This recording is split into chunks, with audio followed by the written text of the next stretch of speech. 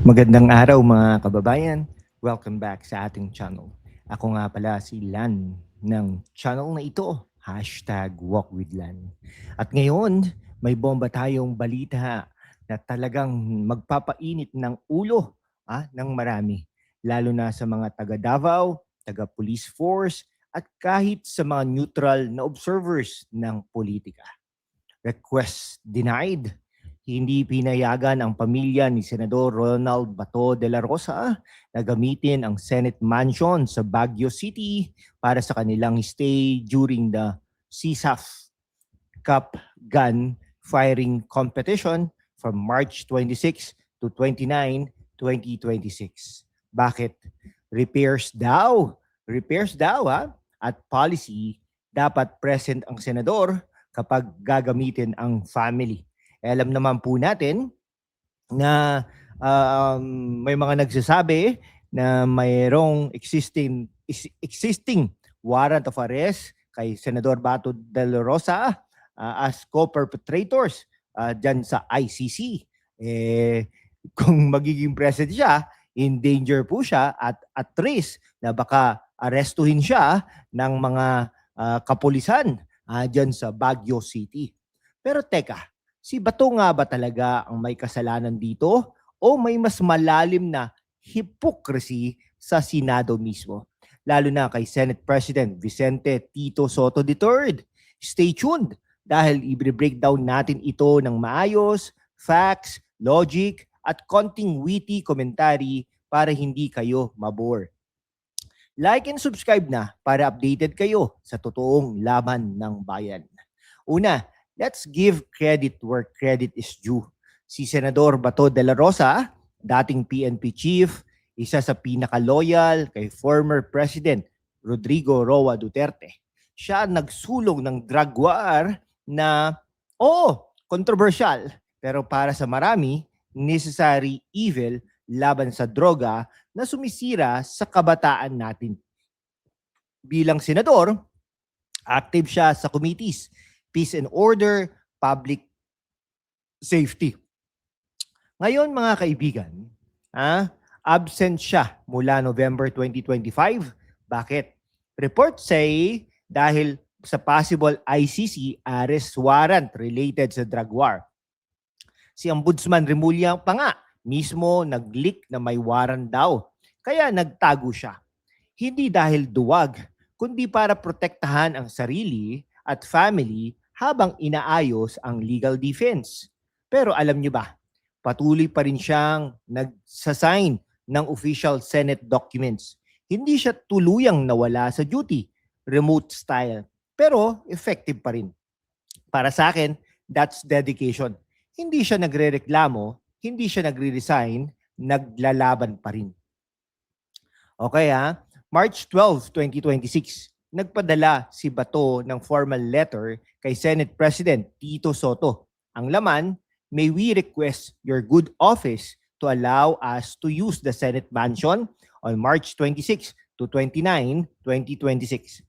The mansion will be used solely to accommodate the undersigned's family during the CSAF Cup 2026 in Baguio City.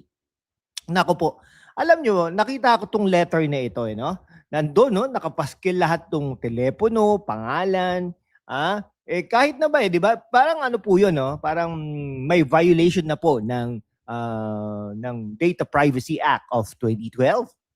Okay, ano ba yung CSAF na yan? CSAF Cup, Chief of Staff, Armed Forces of the Philippines, Shooting Competition, legit event, family-oriented, at si Bato naman, passionate sa firearms training. Hindi luxury trip ito. More on family bonding amid his tough situation.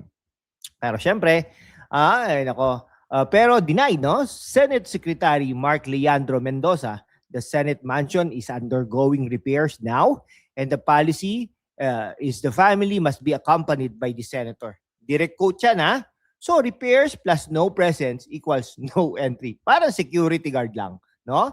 No ID, no entry. Logical ba? Oo, may policy Pero itong witty question, bakit ngayon lang strict? Sa nakaraan, maraming senador ang nagpapayuse ng facilities kahit hindi present, family events, retreats, selective enforcement ba ito? At dito pumapasok ang criticism kay Tito Soto. Bilang Senate President, siya nag-forward ng request kay Mendoza, bakit hindi niya mismo i-deny o i-approve?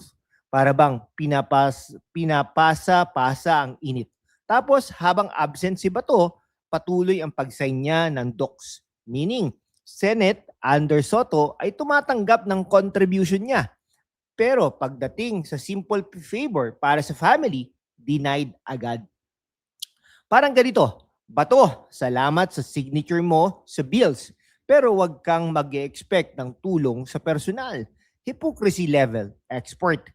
Tito Soto na dating artista at vice presidential candidate, dapat mas understanding sa human side. Pero mukhang rules over relationships para sa mga kabataan at OFWs na nanonood. Ito ba ang leadership na gusto natin? Strict sa maliit, pero maluwag sa malalaking issues. Ako personally, favor tayo kay Senador Bato de la Rosa. Bakit? Kasi siya ay product ng system na ginamit niya para labanan ang droga. Illegal drugs po to hindi po yung illegal drugs po na nakakasira sa mga kabataan. Ngayon, pinagkakaitan siya ng basic courtesy dahil sa political persecution via ICC. ICC probe, selective, focus sa Pilipinas, pero ignore ang iba pang countries with worse records. Para kay Bato, it's not hiding, it's strategic retreat para makalaban ng maayos. His family deserves that break sa Baguio. Imagine niyo, habang si tatay nasa hiding, pamilya naman mag-i-enjoy ng fresh air at shooting event. Denied dahil lang sa repairs. Bakit hindi temporary accommodation offer? O kaya personal call from Soto, Bato, sorry repairs Pero kapit lang. Wala cold bureaucracy. Okay, let us be intellectual mga kaibigan. ICC case versus drug war. Si Duterte, Go, Bato, named as co-perpetrators. Pero evidence, mostly hearsay. Witness testimonies na questionable.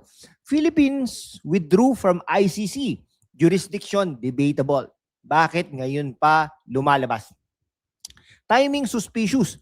Post-election politics. Para sa ating mga OFWs. Habang kayo nagpapawis abroad para sa pamilya, politicians dito naglalaro ng ICC card para sa power. Bato fought drugs para protektahan ang kabataan. Kayo mismo sa abroad nakikita ang epekto ng shabu sa streets. Kaya deserve niya ang respect, hindi persecution. Mga kababayan, sa mundo kung saan ang kasinungalingan ay nangingibabaw, ang katotohanan ang unang sinisikil. Pero kasama kayo magpapatuloy tayo sa laban. Walang takot, walang kinikilingan at laging handa para sa bayan. Sumali na sa aking YouTube channel membership sa #WalkWithLan at tulungan natin ang channel na maabot ang 100,000 subscribers. Ang inyong suporta ang susi sa kalayaan natin para ipagpatuloy ang pagbabalita ng katotohanan. Salamat at kita-kits sa laban. Okay So, ano sa tingin ninyo? Fair ba ang denial o overkill kay Bato? Comment down below Share sa mga kaibigan ninyo, sa mga kabataan, sa mga OFWs, sa mga negosyante, sa mga dating OFWs, sa mga kabataan na nagtatrabaho at nag-aaral, sa lahat. Next video natin, deeper on ICC implications. Hit that notification bell icon. Be a member as well God bless mga kababayan. Laban lang para sa bayan. Peace out. Mabuhay ang Pilipinas.